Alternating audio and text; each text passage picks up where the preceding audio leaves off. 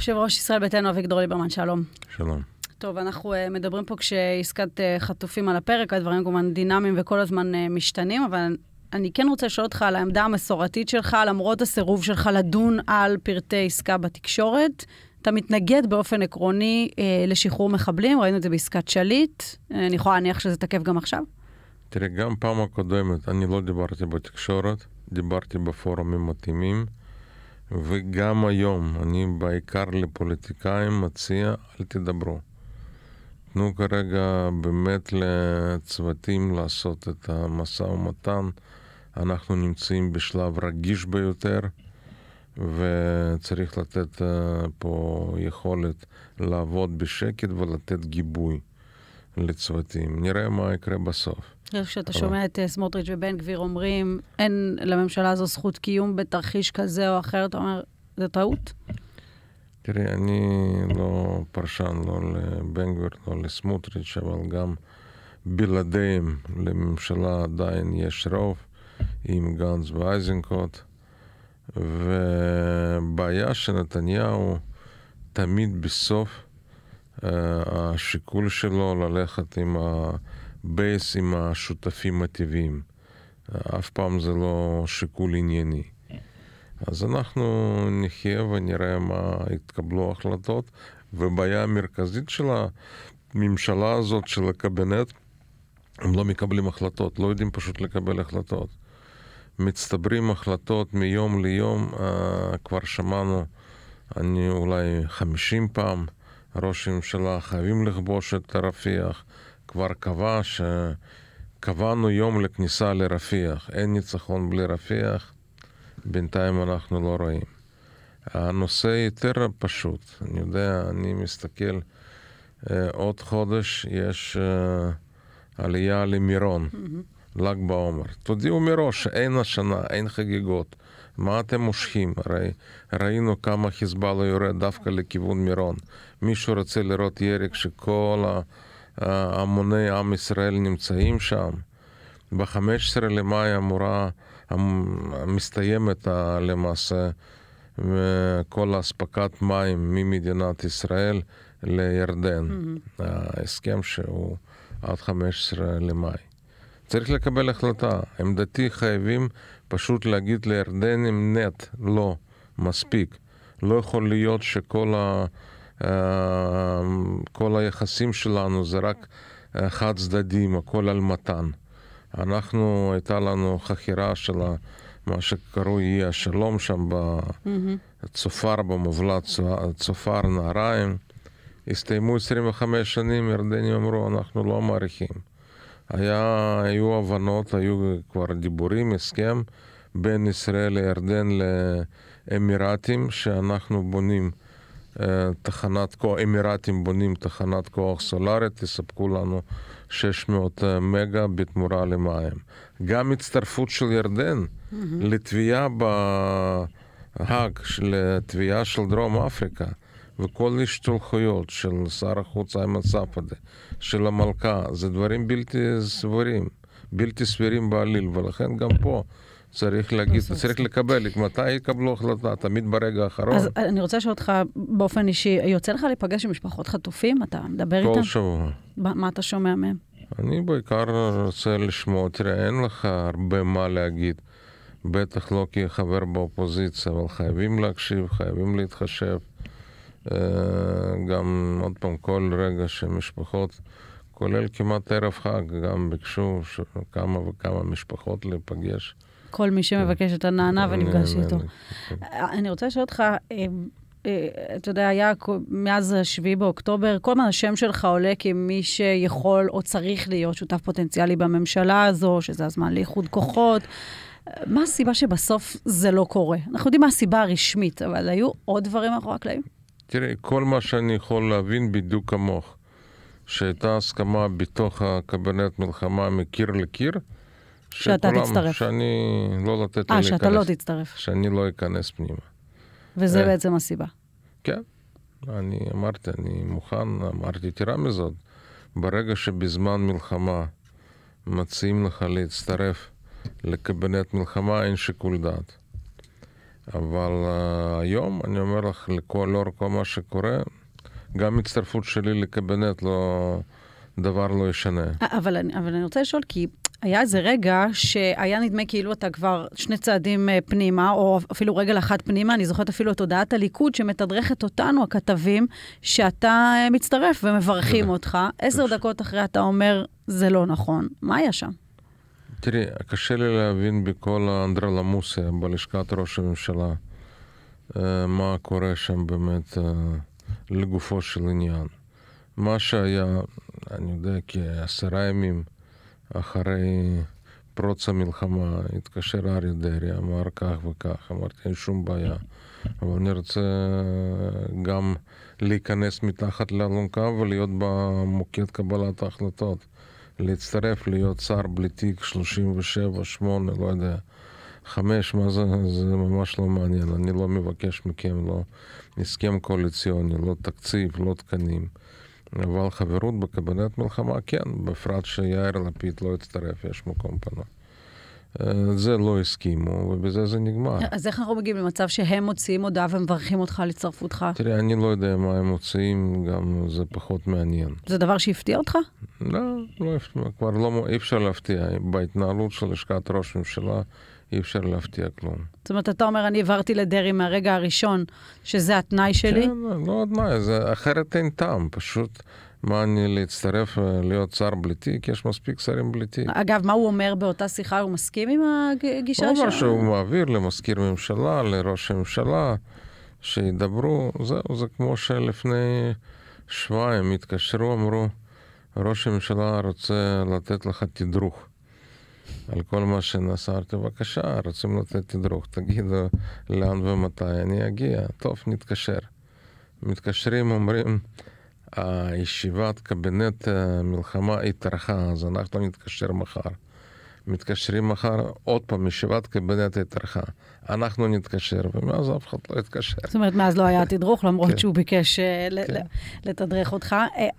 אתה יודע, גם אריה דרעי וגם נתניהו, אנשים שהלכת איתם המון שנים דרך, היו שותפים פוליטיים, למרות הפערים האידיאולוגיים, ידעתם ככה ללכת יחד. אחרי האסון, יצא לך לדבר עם נתניהו? לא. שום דבר? שום דבר. לא בארבע עיניים, לא בטלפון? לא. אין לך מושג איך הוא היה, איך הוא קיבל את האירוע? מה שחשוב זאת התוצאה.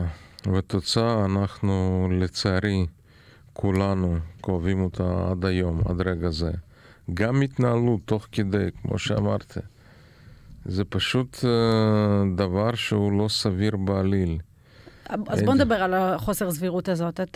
אני פרסמתי שבדצמבר 2016, אתה מפרסם מסמך, אתה כותב מסמך, שמי שקורא אותו היום במנותק מה-7 באוקטובר, זה נשמע כמעט מדע בדיוני. אתה שולח אותו לגורמים הרלוונטיים. אתה יכול לשתף טיפה מאחורי הקלעים מה גורם לך לשלוח מכתב כל כך דמיוני, שאתה מספר שם על אזרחים חטופים, אתה מדבר על כיבוש יישובים, אתה מדבר על חדירה המונית, לא 1, לא 2, לא 3. איך זה קורה? מאיפה זה מגיע?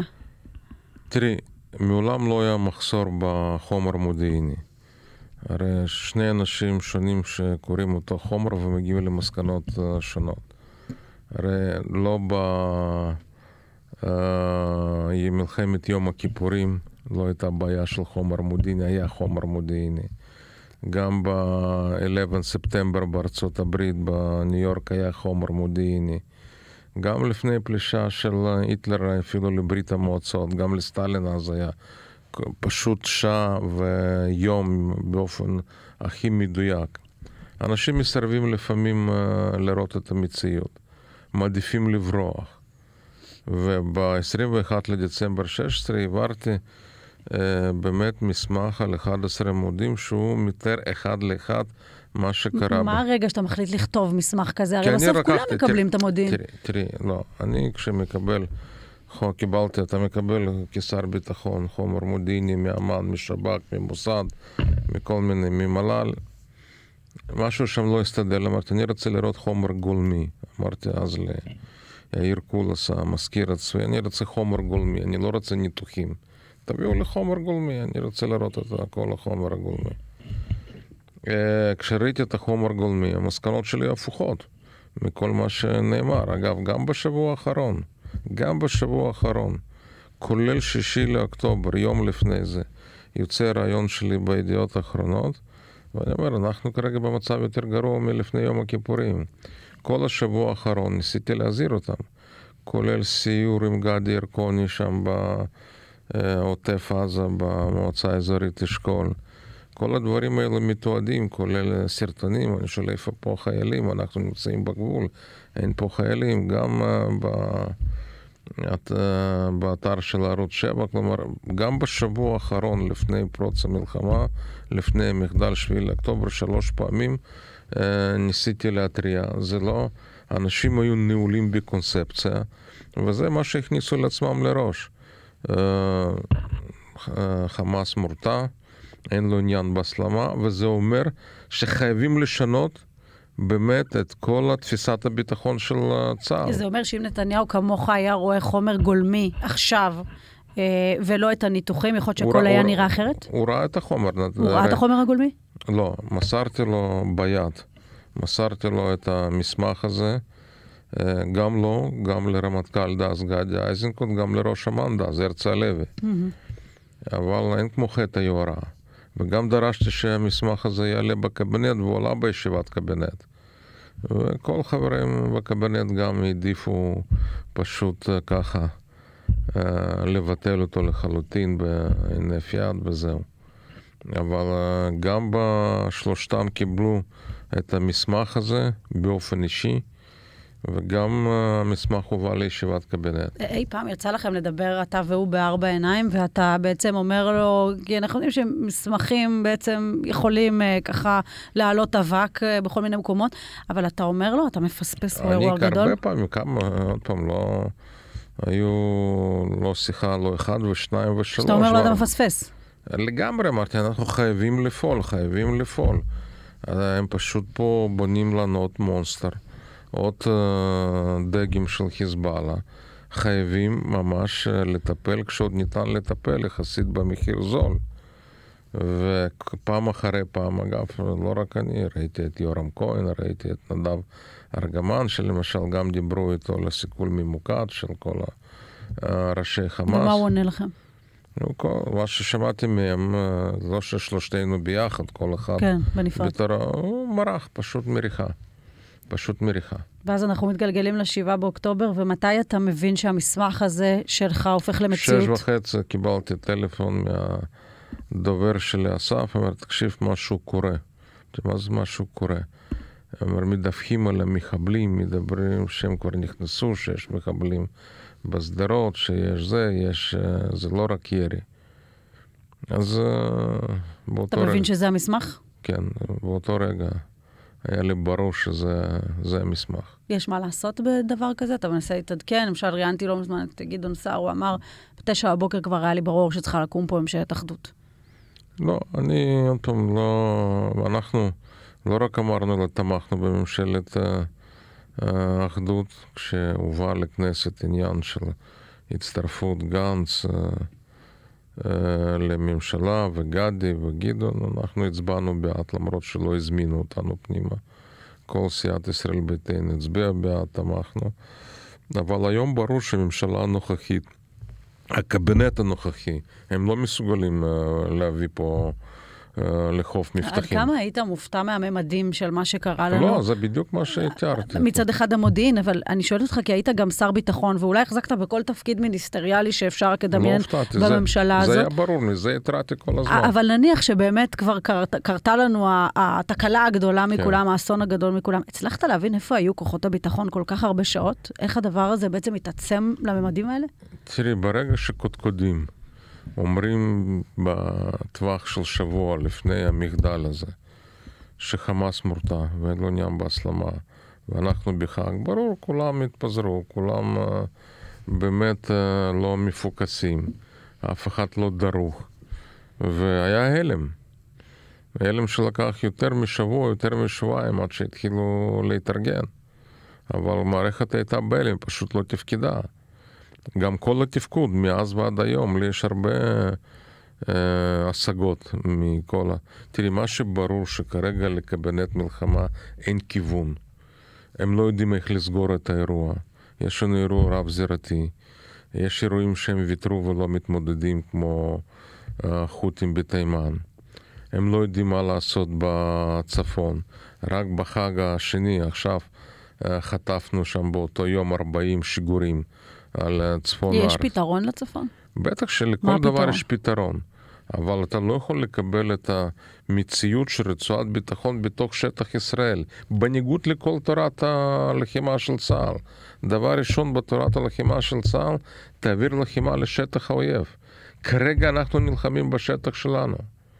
אתה בעצם אומר מה, פלישה לתוך שטח אויב בצפון? אתה חייב רצועת ביטחון בתוך שטטח לבנוני, בין ליטני. יש לנו פה גם קלף דיפלומטי חזק. יש את ההחלטה 1701 של מועצת הביטחון, שגם ממשלת לבנון אישרה אותה, שגם מועצת הביטחון קיבלה אותה כולה, פה אחד. אז יש לנו פה קלף, גם מבחינה דיפלומטית, יש דבר שהוא ממוסמך, ואין שום סיבה שאנחנו נוותר על זה. אז אני בעצם, אם אני לוקחת את כל מה שאתה אומר, ואני הופכת את זה רגע לכותרת ברורה למאזין, אתה בעצם אומר, מלחמה בצפון עכשיו. תראי, אנחנו לא יכולים לוותר על הגליל. זה שאנחנו מסכימים שכבר הרגילו אותנו, פעם היה טפטוף בדרום, הרגילו אותנו שביום חג משגרים 40 רקטות על צפון הארץ, שכבר יותר מ-200 יום, עשרות אלפים נמצאים מחוץ לבית, פליטים בארצם, ואנשים, מי שרוצה להשלים עם זה, אז באמת אנחנו כבר הגענו, הממשלה הזאת הביאה אותנו באמת לגדר החדרה. כולם זזו מהדרום, מהצפון. אתה מגיע ליישובים הכי פורחים, אתה מגיע למטולה. לא יודע, שם כבר 150 פגיעות ישירות בבתים, שפעם הייתה פנינה מטופחת עם הגינות, עם מדשאות, כלום, האנשים לא נמצאים, כמו עירת רפאים כזאת, הכל צהוב, כל הפינק לדי, כל התפוחים, כל התוצרת חקלאית, נרכבת על הרצפה. 200 יום עברו, זה לא שעברו יומיים. יום הכיפורים לקח לנו 19 יום, והיינו עליהם הדרך לדמשק ולקהיר. זה שאחרי 200 יום אין שום תזוזה. את בוודאי זוכרת כל הסיפורים של כפסע מניצחון מוחלט. כן. איזה ניצחון מוחלט? זה פשוט בן אדם חי בהזיות. אתה יודע, אני רוצה לשאול אותך, כי יש הרבה שמגדירים אותך כאחד האנשים, הפוליטיקאים אולי הכי לא צפויים בפוליטיקה. אתה מקבל את ההגדרה הזאת? לא, אני לא מקבל שום הגדרות. כל בן אדם צריך לעשות מקסימום שהוא צריך לעשות. בטח פוליטיקאי לא יכול להתרשם ולהתרגש מכל הכינויים וכל המתקפות. זה בחרת בנתיב שאתה יודע מראש, בעיקר עם אז אני רוצה לשאול אותך, אני רוצה ככה לחדד מתי פחות או יותר דווקא התווית הזאת. בחירות 2019, אנחנו כל הפרשנים יושבים באולפנים, וזוכרת היטב את הערב הזה, מחשבים את המנדטים של גוש הימין, כמובן מחשבים את המנדטים שלך בגוש נתניהו המסורתי, ופתאום איזשהו דיווח כזה על הדרך, שאתה לא עונה לו לטלפון. וכולם אומרים, בסדר, זה טכני, ליברמן הרבה פעמים הטלפון שלו סגור, הוא יחזור, הוא יענה, אבל לא. אתה מחליט מה? תראי, הרי אנשים צריכים להבין שבניגוד לאחרים, כשאני אומר משהו, אני לא זז מזה. והנושא שהיה מאוד קריטי, ואמרתי, אז תוך כדי משא ומתן, תראו, יש שני דברים. יש נושא של חוק גיוס, שעד היום לא פתרו אותו, ואני בלי חוק הגיוס לא זז, וגם כל הנושא של לימודי ליבה. אבל זה אתה מבהיר לפני הבחירות? אתה אומר לו את זה? אתה אומר לו בלי זה? פירקנו? כן, בטח. אני דיברתי על זה כל מערכת בחירות תוך כדי בחירות, וגם במשא ומתן, שהרי ב-19 עוד התנהל משא ומתן, ואמרתי, בלי חוק הגיוס תשכחו. אז הוא לא מבין את מה שאתה אומר? כי למיטב זיכרוני זאת הייתה הפתעה גדולה. אני לא יודע למה הפתעה גדולה, את בוודאי זוכרת חוק הגיוס שהבאתי כשר הביטחון, כן. שסיכמתי עם כל המפלגות, עם שתי מפלגות חרדיות, כן. וברגע של אמת הם אמרו לא. כלומר, הם עזרו להעביר את זה בקריאה הראשונה, וכשהגענו לקריאה שנייה ושלישית, הם רצו להוציא את הליבה של החקיקה הזאת, זה לא יהיה בחקיקה, זה יהיה בהחלטת ממשלה.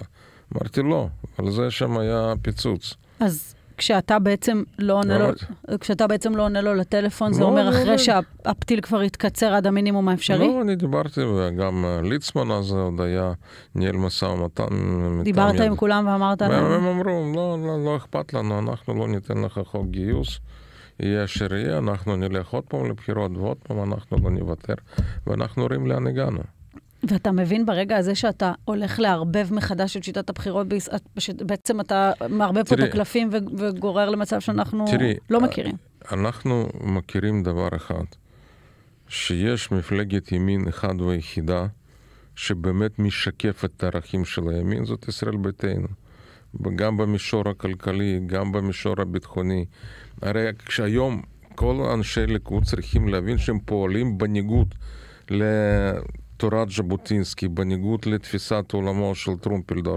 הרי אתה מגיע למצודת זאב, אתה רואה בכל קומה, יש לך או פסל של הרצל, או תמונה של הרצל, או של ז'בוטינסקי, או טרומפלדור. קודם כל, שלושתם היו אתאיסטים מוחלטים. זה אחד. דבר, הם קידשו את השירות צבאי. דיבר על זה גם ז'בוטינסקי, כתב, הוא הקים את כל הגדוד העברי וכל ההגנה בירושלים, וגם כמובן טרומפלדור. הם קידשו את השירות צבאי. אתם פועלים כרגע בניגוד לכל הערכים של תנועה לאומית. גם בנושא הכלכלה אנחנו באמת לא רק דיברנו, כשהייתי במשרד האוצר, פעלנו ליישם את התפיסה הליברלית הכלכלית. אבל לדעתך הליכודניקים של היום בכנסת, ואנחנו מדברים עכשיו ככה בתוך הפגרה, אבל כנס החורף, הקיץ יתכנס תכף, אתה אומר, הם מבינים את הדבר הזה? כן. יכול להיות תזוזות בליכוד? תראי, יש שני דברים, קודם כל מבחינתנו, שהם קריטיים.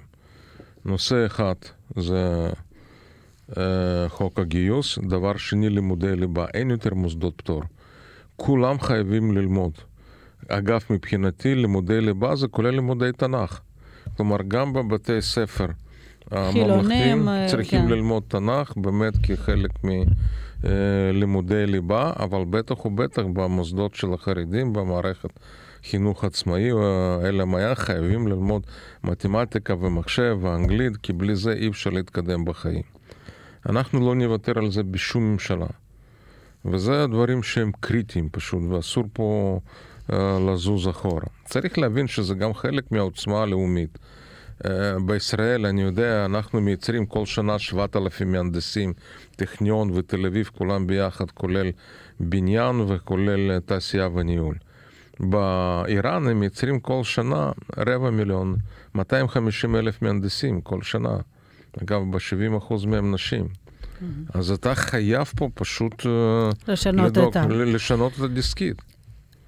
אז אני רוצה לשאול אותך, אתה אומר, יש היום מפלגת ימין אחת עם ערכים וכל מה שהיא מייצגת. אם אני חוזרת לאותו אירוע ב-2019, שבעצם שינה בעיניי את פני הפוליטיקה בישראל, והוביל לכל מה שאנחנו רואים עכשיו, אומר לנו נתניהו... זהו, לא שינה, אני מקווה שאני שנה. שתביני, בשיטה היום, מי שנמצא, מי ששולט פה זה מיעוט, לא הרוב.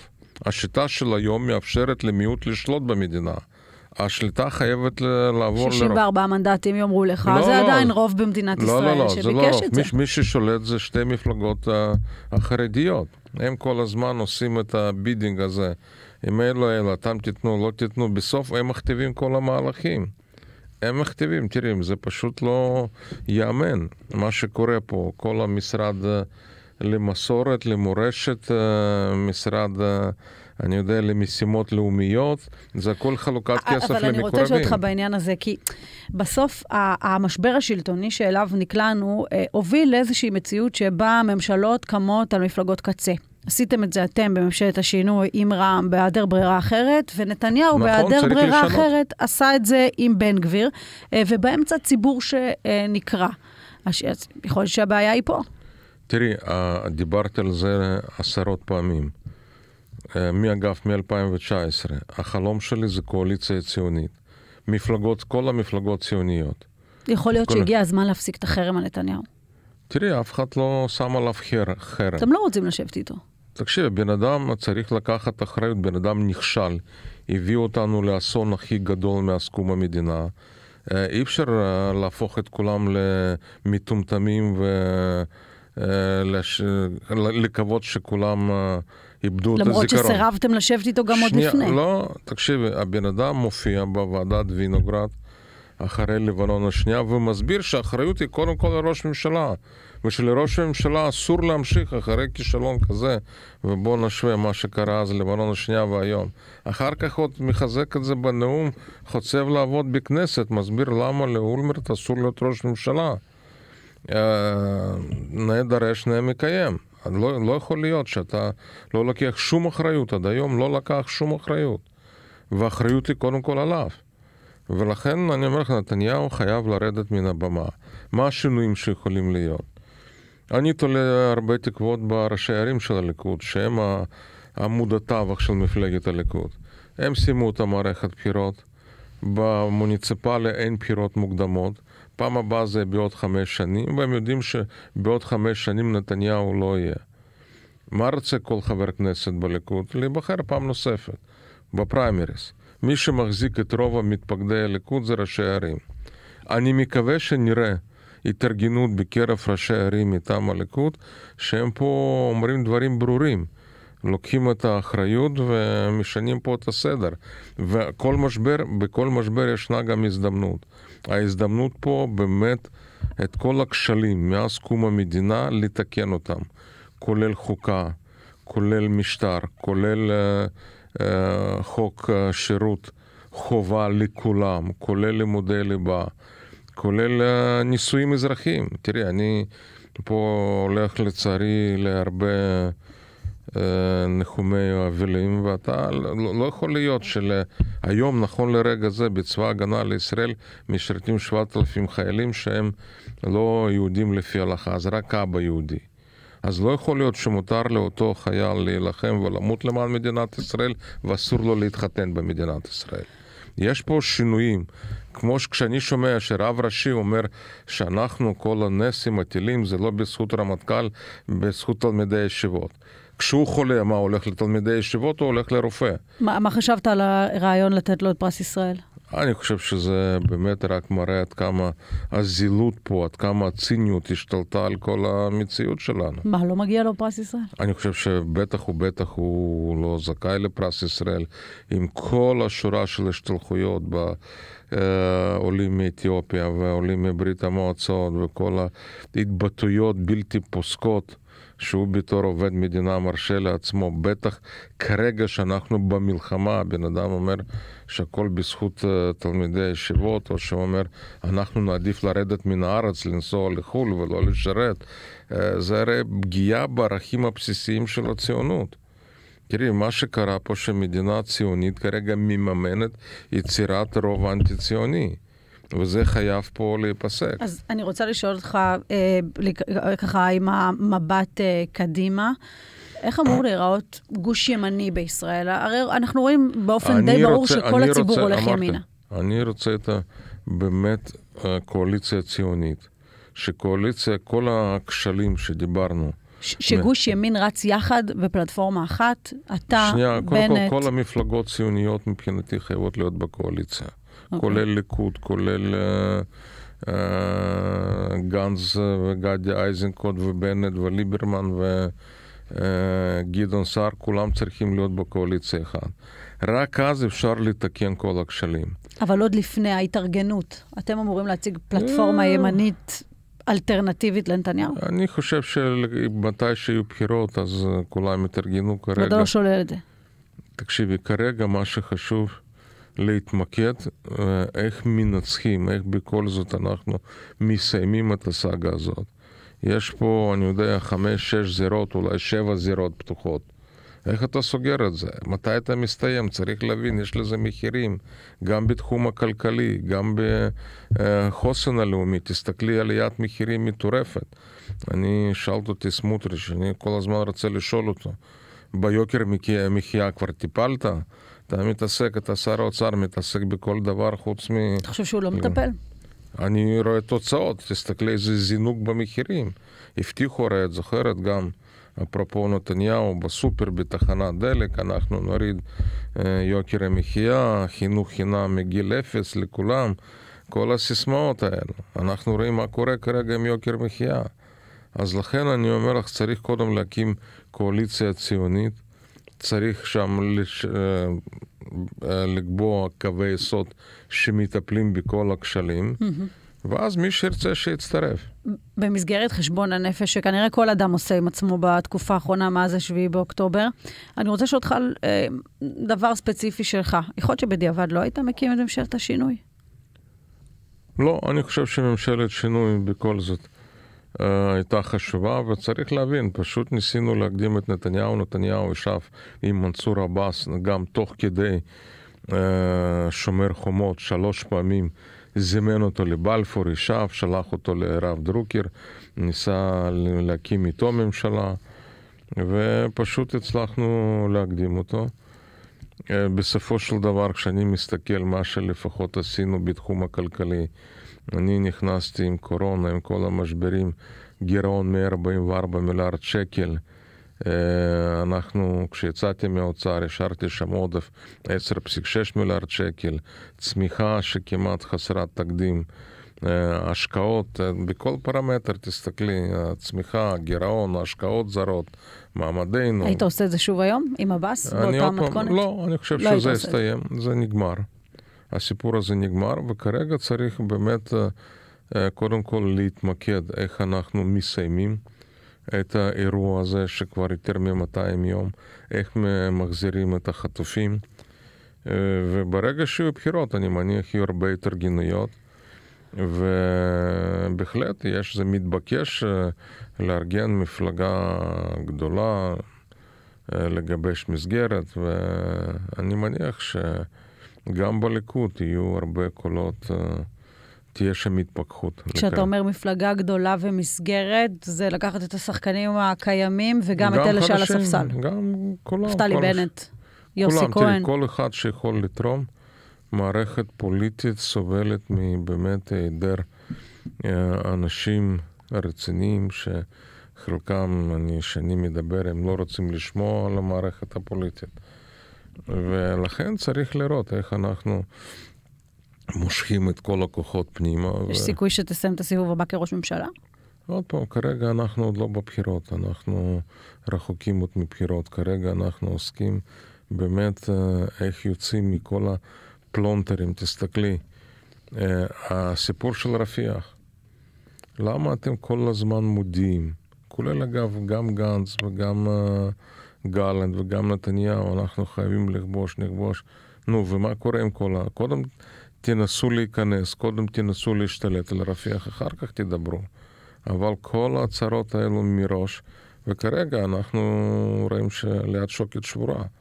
פשוט כרגע... אבל אפשר כן להגיד שבשנים הקרובות אתה כן רואה את עצמך מועמד מבחינת הניסיון, מבחינת היכולות, הרצון אולי. אני חושב שאין מישהו שיש לו ניסיון כמו שלי, בכל התפקידים ממנכ"ל משרד ראש ממשלה, עד שר החוץ ושר האוצר ושר הביטחון, ועם כל התפקידים באמצע. אני חושב שגם מבחינת היכולת הביצוע, בהחלט אני רואה את עצמי כמועמד, אבל כרגע זה לא צריך לעניין אותנו.